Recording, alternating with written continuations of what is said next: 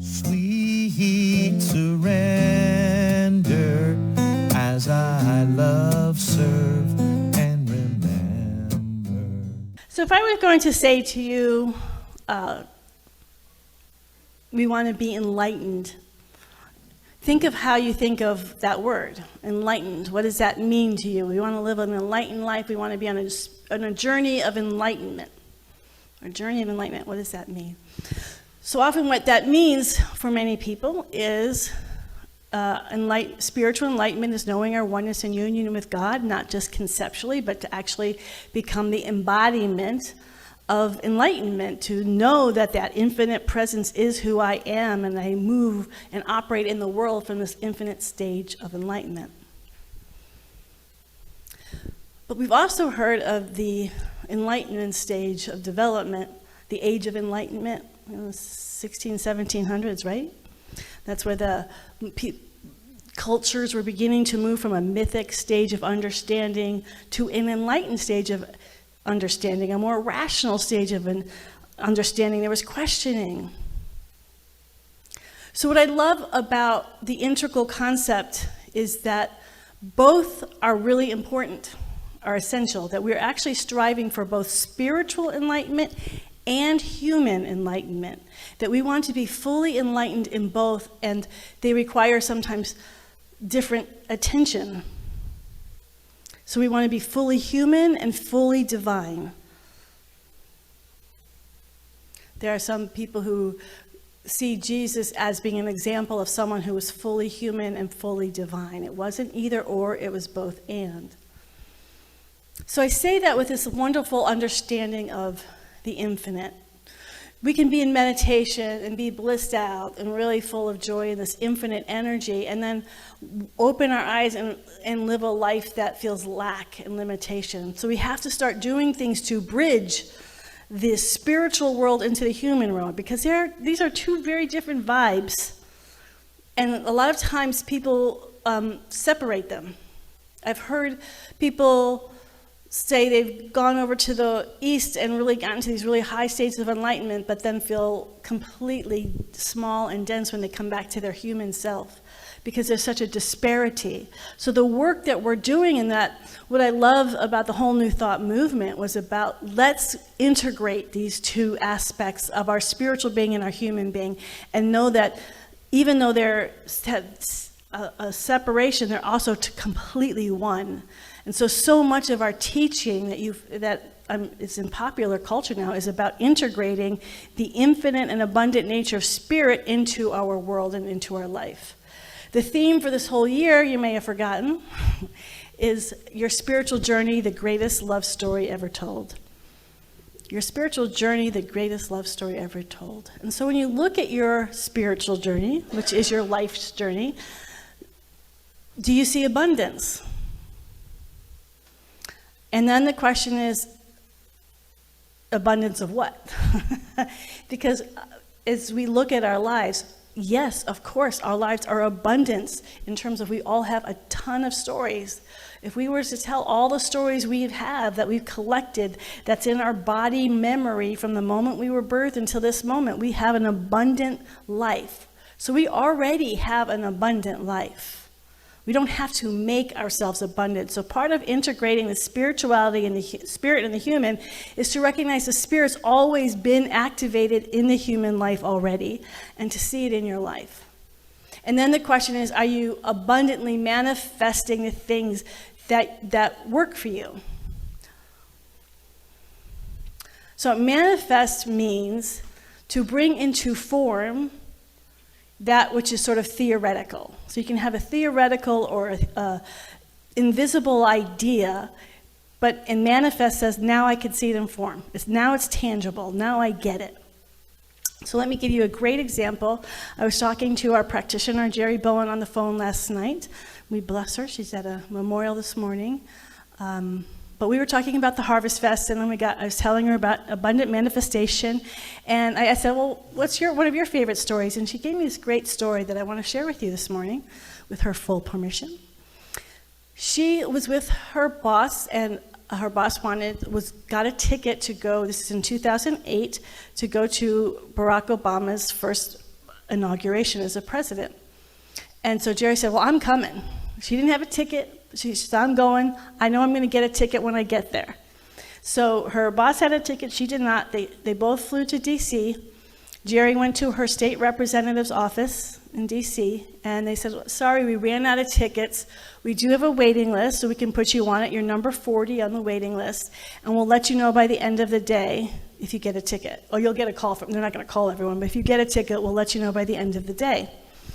So Jerry calls up her prayer team, the prayer line at CSL Fremont. People are praying, knowing that that ticket's there and it's available for her.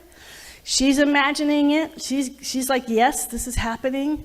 And so at the end of the day, she gets a call, and it's from the office, her state representative's office, and they say, well, we have good news and bad news. The good news is we do have a ticket for you. The bad news is we're closing our office in 10 minutes and you have to be here. And Jerry said, that's great because I'm sitting right outside your office. And so while she was sitting out there were 3 other people who also were waiting for tickets. So Jerry went into the office, got the tickets, opened the envelope. Turns out there were 4 tickets.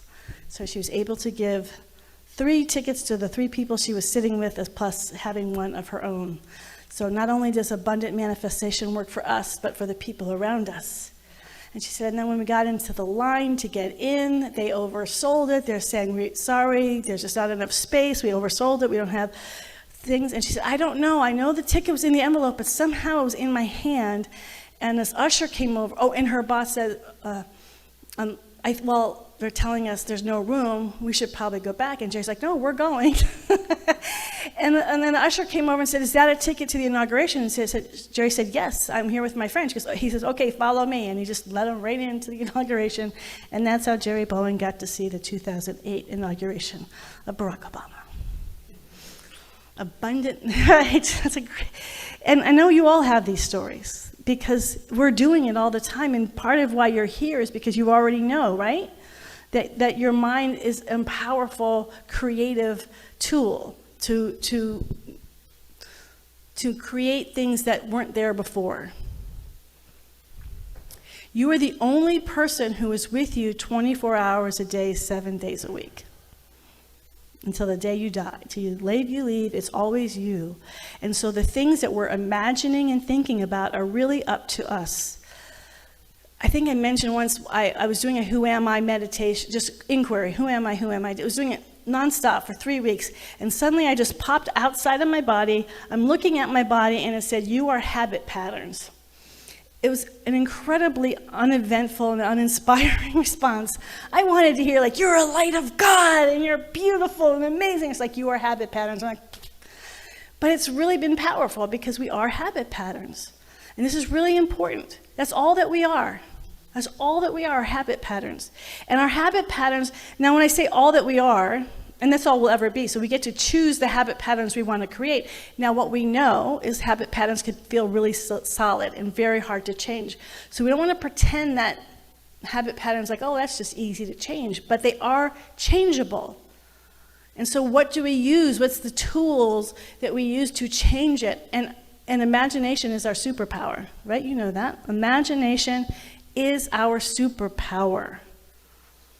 Imagination cultivates emotion. Imagination cultivates intellectual, mental alignment with the emotion, and you can feel it in your body. It changes things. It's not just for kids. Don't they like things like, it's not just for kids anymore. Imagination, not just for kids. I remember my teacher when I was in 5th grade, she said that was her favorite grade because that she says you grow older, you're going to not be as creative, but little kids haven't learned what's possible, what's not possible, so their imaginations are so free and open, and she loved to do creative writing essays. So it's a part of our work is to continue to keep that imagination alive and not get stuck in old habit patterns. When I was thinking about, when I had that experience when I was a kid of experiencing God's divine love, it was through my imagination. I was picturing Jesus. I bought into the whole story of Jesus, baby Jesus, the manger in Bethlehem, and I'm dancing around the living room, old little town of Bethlehem, and away in the manger. I am full on buying into this story.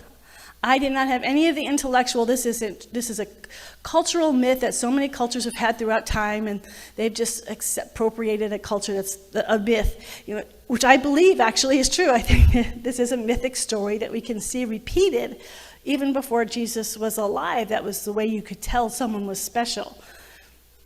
But that didn't matter.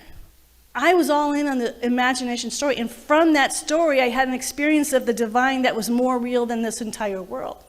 Because the thing about imagination is it opens us up to remember that this whole world is imagination. This world is not real. It's created in imagination. There's a book called The Money Game, and his whole book is about, look at this world from a totally different perspective. Like, this is a creative, artistic place to explore, and nothing is solid unless we make it solid. And so we can play and explore different things. We have that freedom. And the key is always to know, as I love in Neville's reading today, is to know the source, though. That there's a source that's beyond, there is something that is solid. That transcendent I am presence, this ever-present oneness, is always there.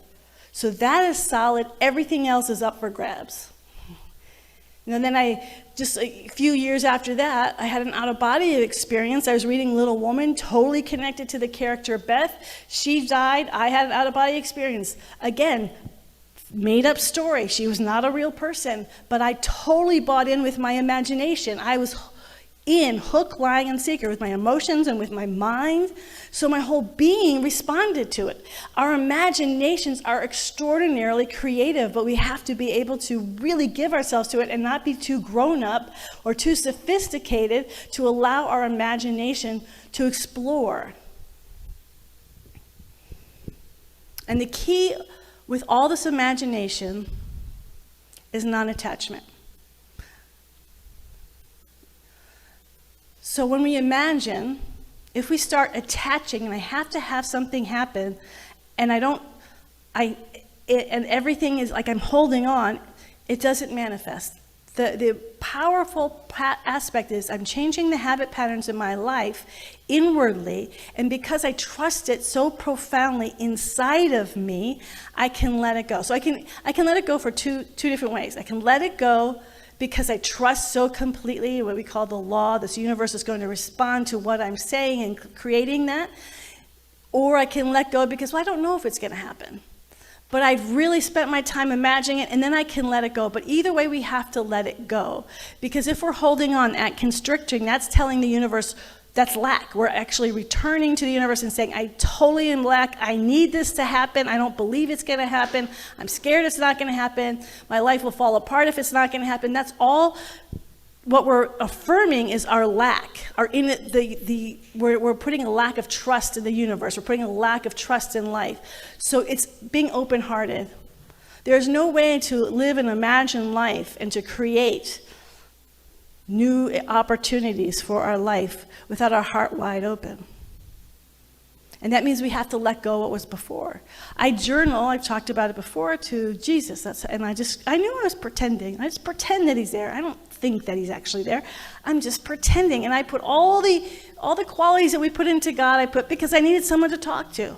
So I imagined, and amazing things happened. And then I imagine new people. And then this last week I thought, well, I want to imagine this other person. And I imagined this other person. I got all this other cool stuff happening just by choosing to imagine something different.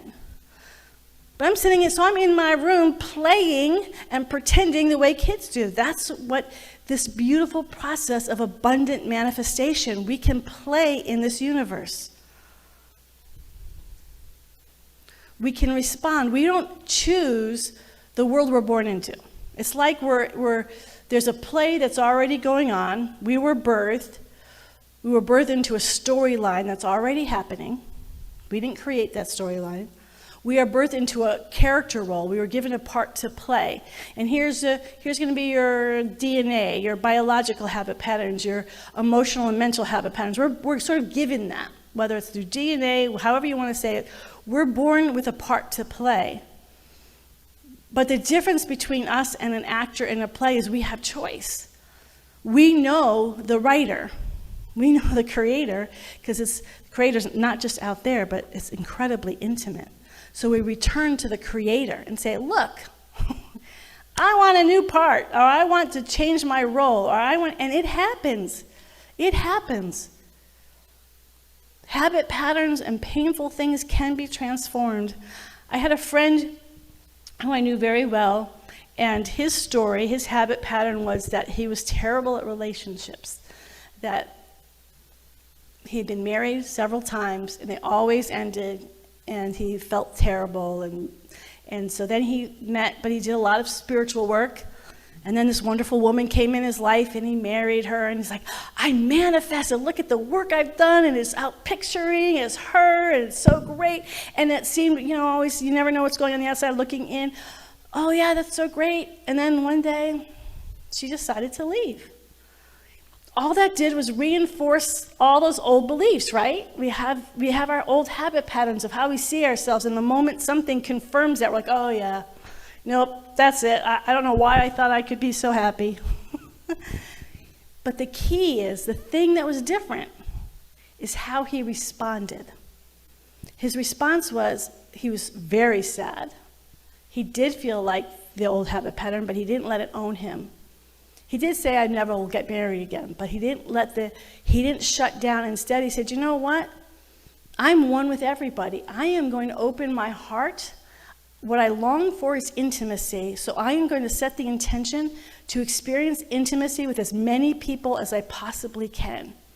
And he went back out into his life with his heart wide open, not like, this is my old habit pattern, this is who I am. He said, no.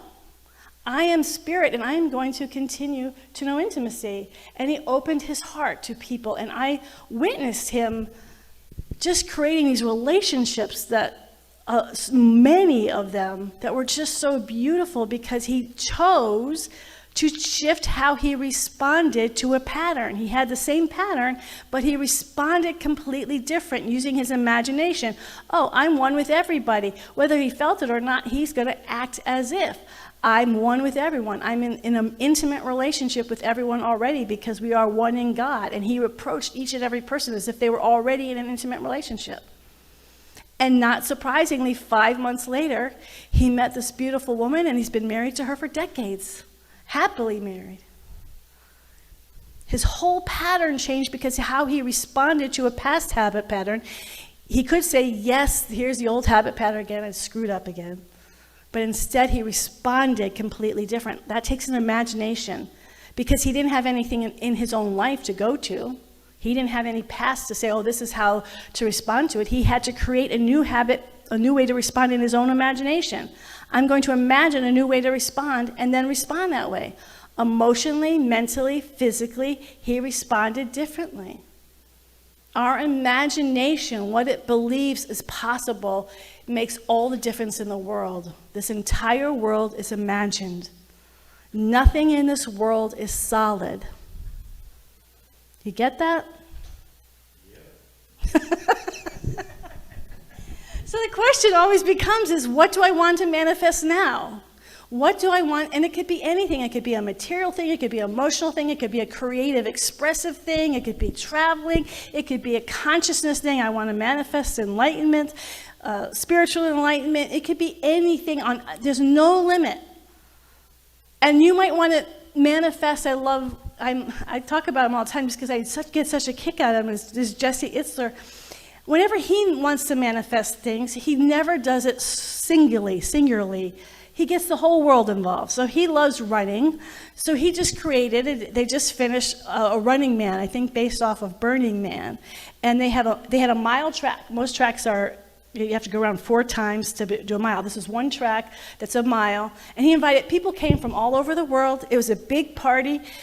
Some people did 5K, some people did 50K. Some people were walking, some people were running, some people were doing both. There was no finish, there was no race, there was no who's done first. Everyone was just doing what they wanted to do. And people were just having the time. I mean, hundreds of people. They made the Guinness Book of World Records for the biggest sauna. They had live music all day long, concerts, food, yoga classes. It was just like this big, and he just created it. It was nothing, and then it became something, because he just said, I want to do this, and I want to create community, and I love running, and I want to connection, and all these people were making friends they've never had before, because you don't only have to have friends from the past, you can always have new friends. He loved it. He's like, you know what, all these people, I haven't even known them for 10 years, but these are my friends, and I'm going to keep making new friends. Like, do we allow new things in our life, or do we keep doing the same thing over and over and returning to the same habits and the same people? Not that that's bad, that has soul to it, but abundant manifestation, we are infinite beings, we are abundant beings, and we want to continue to play. It's a playground, it's joyful, and it's energizing, and it's creative. So many of you are familiar with Louise Hay, who wrote You Can Heal Your Life. Yeah? It sold 40 million copies, so not too shabby. So she had a very abusive childhood, trauma-filled childhood, and yet she actually became a practitioner in CSL and really learned about transforming her life. And not letting the past. She talks a lot about forgiveness. It's very hard to create new patterns if you're holding on. A lot of the old patterns keep us stuck because we're not forgiving, we're not letting go. This letting go thing is huge. Letting go, letting go, letting go, to allow the new to come in. Oh, this is the way I've always been. This is the way I've always done things. Well, if we choose, we can change that if we want. That's the emotion part of it. So she wanted to. She had an emotional desire. It's very hard to make changes if you don't have an emotional connection to the changes you're making. So if you want to make changes because you think you should make them or other people think you should make them, that's not going to work. You have to have an emotional connection. And so I was listening to her. She was 70. She lived until she was 90. And I remember, so I just happened to see this video of her that she made when she was 76 years old. And this is what she said. As you know, she's in the teaching. So she said in her mid-40s is when she started teaching. So she was a CSL practitioner, and then she went off and started doing her own teaching. So in my mid-40s, I started teaching. At 50 years old, I began a publishing company, very small to begin with, and then it grew. And then she said at 55, I ventured into the world of computers, taking classes to overcome my fear of them. At age 60, she had made her first garden. She never gardened before she started gardening, and it became an avid organic gardener, growing all her own food. At 70, she entered a children's art class, and she also totally changed her handwriting because she read a book about your handwriting is who you are, and so she worked with the author of that, and she totally changed how she wrote things.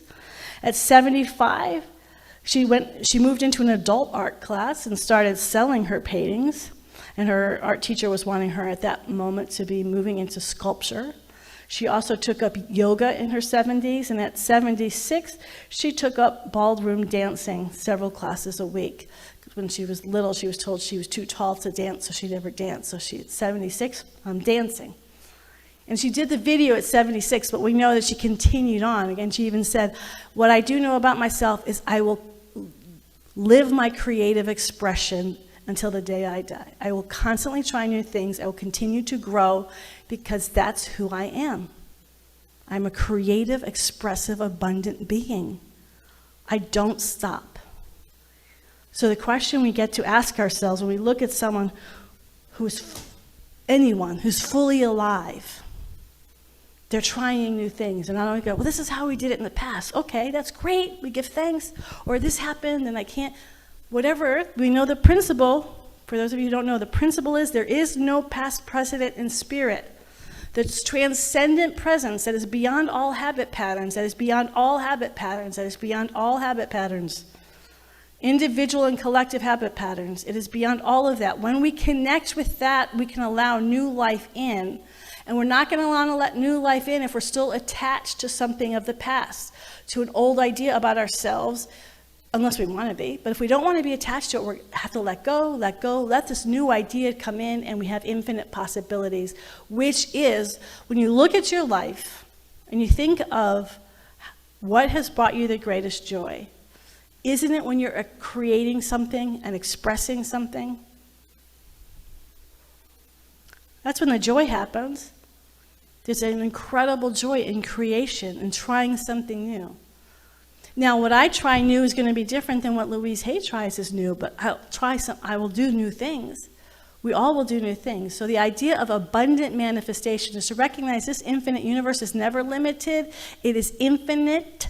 And to really understand that infinite in your own life today, not tomorrow, not in 5 years, but today, how can I know this infinite nature more in my physical world? Manifestation is just bringing this spiritual realm into form. So whether it's financial, relationships, work, creative expression, traveling, inner growth work, healing. If you wanted healing work, knowing the infinite nature is there to provide infinite resources to do healing work, if that's what you need to do. I mean, I can't help but think of what's happening in the Middle East. You know, that's trauma that goes back to the biblical era.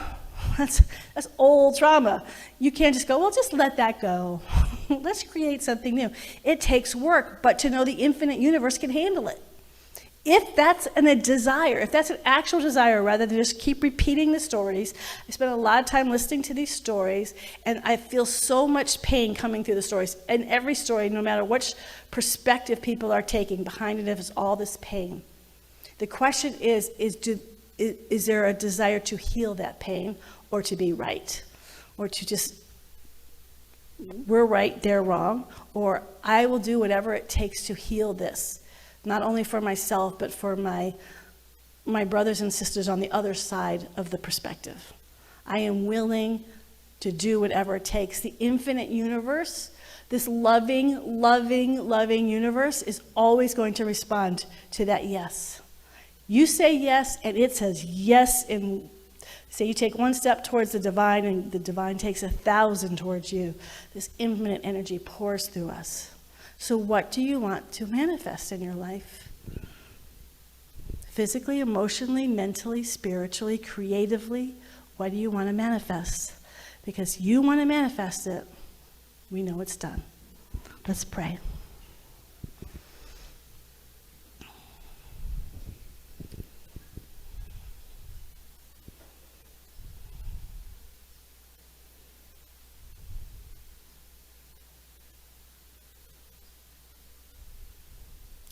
There is only one power, not 2 powers, not 3 powers, not multiple powers. There's only one power, and it is infinite good, infinite love, infinite peace, infinite harmony, infinite joy, infinite abundance. One power, one presence. So we move our attention beyond all physical, emotional, and mental appearances, all phenomena, all manifestations, and we move into that invisible I am-ness, this divine presence that simply is. It doesn't come, it doesn't go, it doesn't change.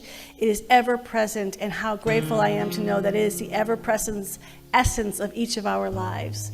That each and every one of us is first, foremost, and always birthed from the I am and as the I am. Into the I am and surrounded as the I am. Everywhere we go, everything we think, everything we feel, everything we experience is immersed in I amness. It is impossible for any of us to be outside of this I amness. This is the great story that we're all participating in today, this very day. I am. And as this wonderful and amazing and extraordinary I amness that is beyond words, we cultivate our own imaginings in the I am. We enjoy our own imaginings, and we play in the I am. We dance in the I am. We recognize we are in this creative, expressive I amness, and have the opportunity today to create something new. That age is no limit. Past experience is no limit. There is no limits ever other than the limits that we agree to. And so we consciously acknowledge that that there are things that we are comfortable with in our life, and we are also open and forgiving of ourselves for anything that we might have created that we didn't want to create, or that was given to us that we don't want in our life anymore. It's okay. Whatever choices we've made up until this point, it's okay. It's okay to start again. It's okay to be rebirthed. It's okay. There is no judgment. There is no punishment. We just say yes. We just begin anew by saying yes in whatever areas of our life that we want to say yes to experience the abundance of good, to experience the abundance of joy, the abundance of creativity and peace and harmony and love. Yes. Yes. Yes to our beautiful, radiant imaginations, our beautiful superpower given to us by Spirit. Thank you, Divine Mother, Father God, for this superpower that we all were born with. Our radiant, joy-filled imaginations. And with our own imaginations and the Divine I Am, we are free, we are joy, and we are home. And deep abiding unlimited gratitude for this infinite good that is happening every day, in every way, in all of our lives. I just say thank you, God. I release this word now. I completely let it go. As we let it go, we just joyfully say, and so it is. Amen and amen. I walk in God in all I do. I walk in God.